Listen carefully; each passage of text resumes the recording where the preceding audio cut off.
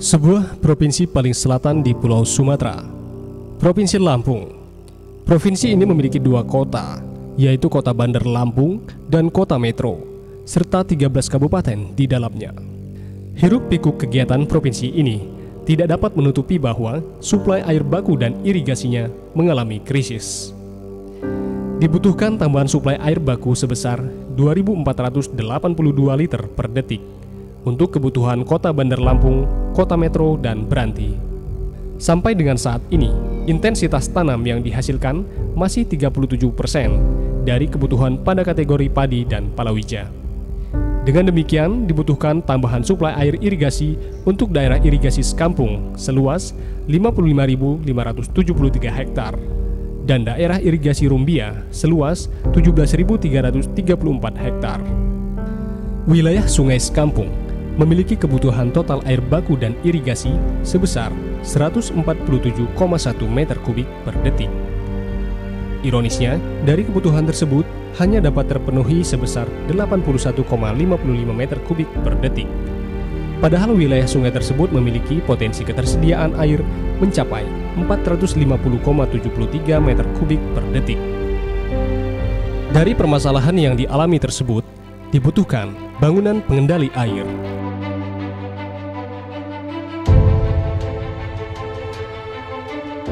Kabupaten Pringsewu adalah kabupaten yang terletak di bagian barat Provinsi Lampung. Pringsewu merupakan kabupaten transit yang menghubungkan Sumatera bagian selatan dan Sumatera bagian barat. Pekon Banjarjo dan Bumi Ratu, dua bukit batuan terpisahkan oleh aliran sungai. Sepanjang 15 km ke sisi hulu merupakan cekungan panjang mengikuti aliran sungai Wais Kampung. Dengan berbagai studi, kondisi ini sangat baik untuk dimanfaatkan sebagai lokasi bangunan pengendali air bendungan Wais Kampung dengan kapasitas tampungan maksimal 68 juta meter kubik pada elevasi 126 mdpl.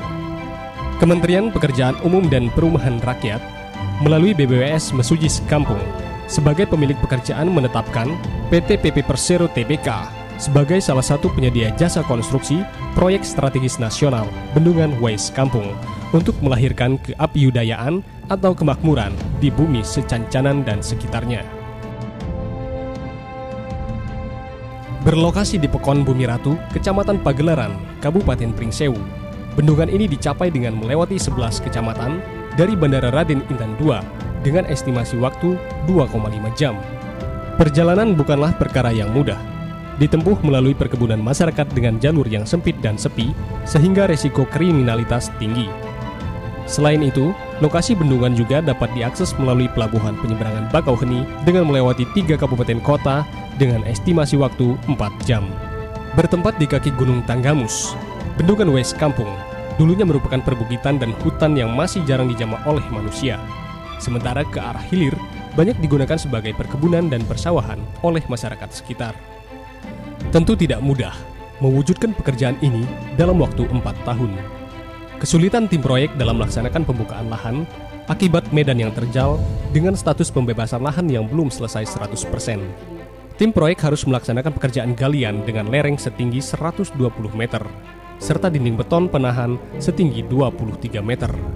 Belum lagi gejolak sosial yang harus dihadapi di lapangan. Bendungan Wais Sekampung adalah bendungan yang terintegrasi dengan Bendungan Batu Tegi di bagian hulu dan Bendungan Marga 3 di bagian hilir. Pada paket pekerjaan ini, PT PP Persero Tbk mengerjakan pekerjaan jalan akses, pekerjaan area fasilitas, pekerjaan galian lereng dan galian struktur, pekerjaan penangan lereng, pekerjaan spillway. Sedangkan Waskita Adi KSO mengerjakan pekerjaan terowongan pengelak, pekerjaan tubuh bendungan, pekerjaan intake tower. Proyek Bendungan Wais Kampung ini terdiri dari beberapa paket yang dikerjakan oleh BUMN yang bonafit. Banyak sekali tantangan-tantangan yang dihadapi dalam pelaksanaan proyek ini, mulai dari lahan, akses, tahapan pekerjaan yang harus terintegrasi dengan paket-paket yang lain, serta banyak hal-hal yang harus diselesaikan dan dikoordinasikan agar penyelesaian proyek ini bisa selesai dengan tepat waktu. Jalan akses kita awalnya aspal, tapi kita selaku penanggung jawab teknis pekerjaan ini menilai banyak sekali potensi yang akan timbul akibat mobilisasi material untuk timbunan tubuh bendungan. Jadi kita mengusulkan kepada owner pekerjaan untuk membuat perkerasan ini menjadi rigid.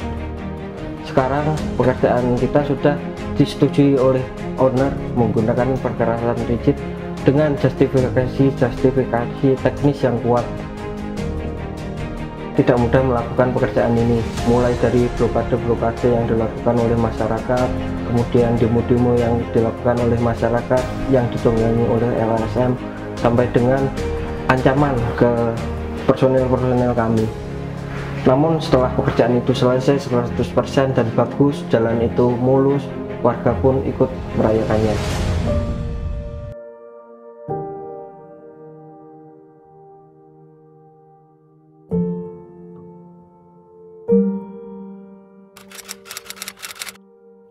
Waktu pertama kali Pak, dampaknya terasa bagi masyarakat Bumi Ratu itu pertama kali lahan yang sudah ditanami sudah hampir panen gitu Pak. Itu kendala pertama. Kendala kedua, waktu ini musim waktu nanam padi itu kubangan air ini masih belum dibikin saluran air, jadi susah buang airnya.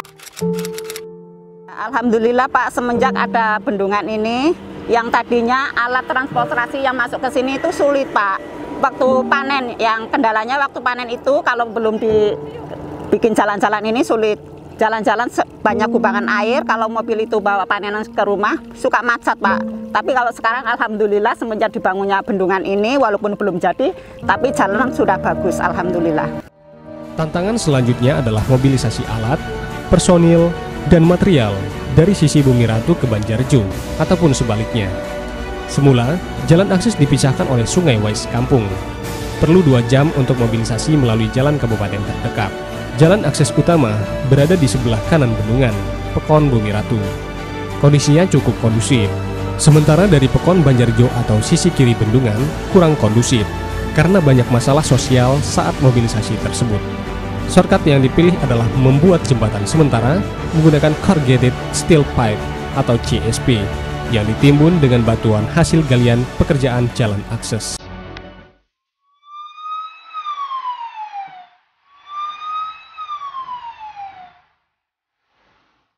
Pak Arif monitor. Pak Arif monitor. Silakan Pak Gustinus. Laporan Pak, akses jembatan CSP kita limpas karena tertutup batang-batang kayu dari hulu. Baik Pak, terima kasih infonya. Tolong segera ditanganin. Siap Pak.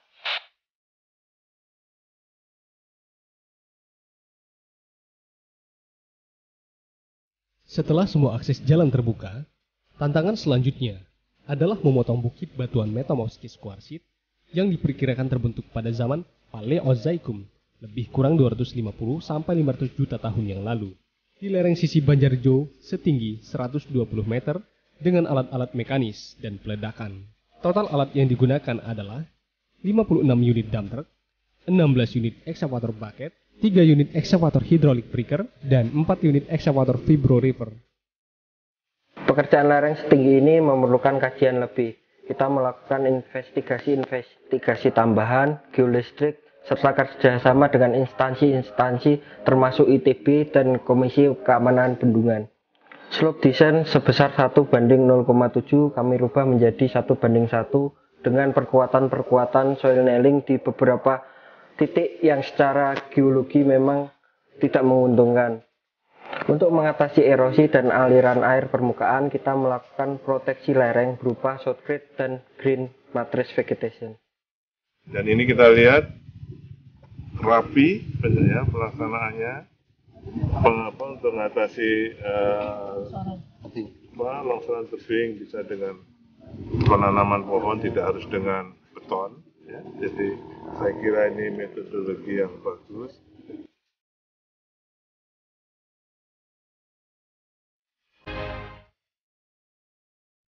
Pekerjaan galian air blasting dilakukan hampir 24 jam dengan 2 shift pekerjaan. Hal ini untuk mempertimbangkan overlap sequence pekerjaan spillway yang harus selesai pada bulan September 2020.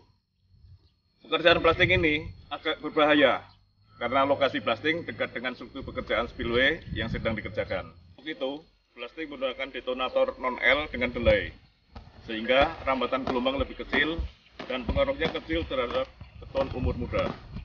Salah satunya tadi ada ledakan blasting. Itu sekali blasting bisa menghasilkan 4.000 meter kubik. Kosnya agak sedikit tambah, tapi di tempat lain bisa efisienkan. Batunya di sini bisa dipakai untuk urukan inti bendung. Pelimpah merupakan bangunan utama dari bendungan. Dengan kata lain, pekerjaan ini sangat vital. Bangunan pelimpah ini memiliki tipe kombinasi pelimpah bebas dan berpintu, dengan panjang total 360 meter. 99.000 meter kubik beton adalah harga minimal harus dihabiskan untuk membangun pelimpah ini. Pekerjaan spillway ini mayoritas dilakukan pada ketinggian. Banyak sekali yang harus dilakukan seperti mengingatkan seluruh personil setiap TBM, pengecekan kondisi perancah, peralatan, selalu memastikan pemakaian APD yang sesuai, sampai dengan pengeluaran SWA jika terjadi ketidaksesuaian yang berpotensi bahaya. Dalam pengecoran pier, kondisi kesehatan, stamina, dan sip pekerja pun harus sangat diperhatikan, mengingat beberapa pengecoran membutuhkan waktu sampai dengan 16 jam non-stop. Pengecoran segmen pier paling ekstrim dilaksanakan hingga 1.000 meter kubik beton dengan ketinggian pengecoran sebesar 2 meter. Dengan durasi pekerjaan yang cukup panjang ini, dibutuhkan konsentrasi dan koordinasi seluruh personil agar kualitas beton tetap terjaga. Tanggal 9 April 2020, kita melakukan topping off pekerjaan Pier 1. Hal ini berarti kita sudah siap memasang jembatan PCI girder sepanjang 32,6 meter yang membentang antara Pier 1 dengan dinding LP2. Memang pekerjaan lifting ini terbilang unik. Bukan cuma mempertimbangkan berat beban, namun juga bentuk beban dan jarak radius pengangkatan beban. Karakteristik halangan di setiap tempat berbeda untuk menentukan jenis-jenis alat angkat yang dibutuhkan. Lakukan protokol COVID-nya, pakai masker, social distancing ya. Awal kita adalah lifting girder dari posisi bawah. Menurut saya, mobil crane yang paling cocok Pak untuk saat ini. Karena kondisi sekarang, crane tidak memungkinkan ditempatkan di atas slab beton. Karena artinya kita harus menunda pekerjaan AW sebagai akses untuk crane tersebut. Backfill maksimal harus 4 meter di bawah top LP2. Lapor, inspeksi persiapan lifting girder selesai. Pekerjaan dapat dilanjutkan. Siap. Lifting girder 1 span sebanyak 5 segmen dimulai.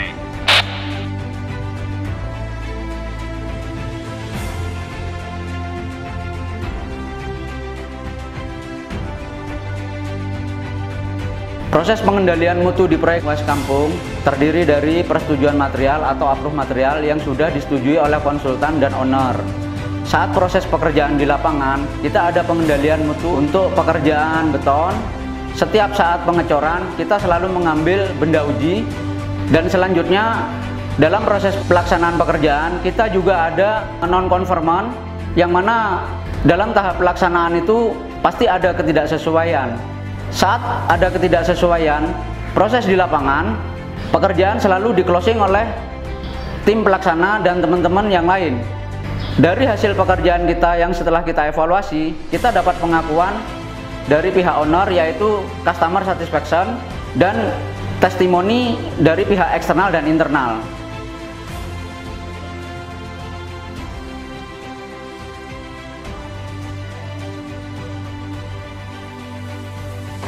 Memang dalam pelaksanaan proyek ini sangat banyak tantangan, mulai dari keuangan, personil, dan sosial.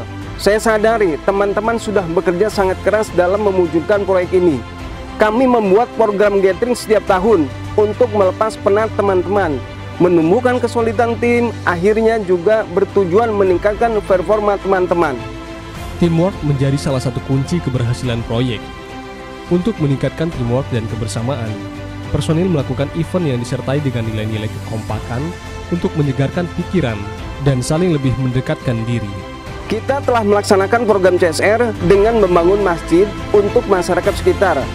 Selain itu, kami juga melibatkan masyarakat dalam acara 17 Agustus yang dirangkap dengan HUT PP.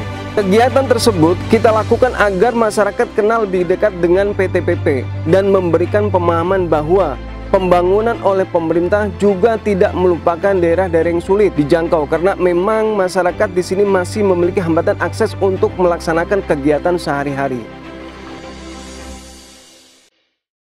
Hasil jeripaya para personil tercapai. Banyak kebermanfaatan yang diberikan kepada masyarakat sekitar menuju hari akhir menjelang penyelesaian proyek. Manfaat proyek dengan cepat dapat dirasakan oleh masyarakat. Selesainya jalan akses sangat memudahkan warga dalam beraktivitas, mulai dari pelajar hingga para kepala keluarga untuk mencari nafkah. Tidak hanya itu, dengan adanya pembangunan bendungan Wes Kampung ini juga dilihat oleh berbagai investor. Dibangunnya minimarket, kafetaria, dan restoran keluarga hadir di lingkungan ini. Bukan hanya masyarakat yang mendapat manfaat secara konkret menjadi kebahagiaan personil proyek, tetapi kerja keras dan jerih payah yang selama ini ditorehkan dalam mempertahankan kualitas dan keselamatan diapresiasi dengan tinggi oleh jajaran pejabat tinggi negara. Respon positif dari Menteri PUPR, para duta besar negara tetangga, dan pejabat setempat menjadi salah satu penyemangat yang tiada duanya. Terlebih lagi, hal yang membakar semangat para personil adalah saat ditunjuk menjadi perwakilan perusahaan. Kebanggaan dan rasa tanggung jawab membakar semangat para personil proyek. Sebuah kebanggaan tersendiri menjadi bagian dari proyek Bendungan Wes Kampung. Karena banyak sekali pencapaian-pencapaian yang telah diterima oleh tim proyek ini. Mulai dari pencapaian eksternal maupun internal. Pada pencapaian eksternal kita mendapatkan apresiasi yang luar biasa dari masyarakat, pemerintah daerah, owner, hingga ke Kementerian PUPR. Sedangkan pencapaian-pencapaian secara internal, tim proyek mampu diberikan amanah oleh perusahaan untuk menjadi auditi sertifikasi ISO 9001, 14001, 45001. Dan hasilnya sangat menggembirakan karena kita bisa menjadi representasi bagi perusahaan. Sedangkan di ajang bergensi PP World tahun 2019, kita mendapatkan beberapa penghargaan. Salah satunya adalah mendapatkan 2 medali emas dan 1 perunggu. Sedangkan dari sisi perusahaan, kita juga mencapai beberapa target, diantaranya pencapaian secara biaya, mutu, waktu, quality, dan K3. Tentunya dengan beberapa pencapaian yang sudah dicapai, nilai-nilai perusahaan sangat memberikan kontribusi yang besar bagi kami, khususnya tim proyek. Karena dengan nilai-nilai perusahaan PP BIT, dengan peduli, kerja yang profesional, bersyukur, integritas dan disiplin, kita mampu menghadapi segala kendala-kendala yang muncul. Dan kami berharap ke depan proyek Bendungan Wes Kampung menjadi proyek yang terbaik dan percontohan untuk semuanya.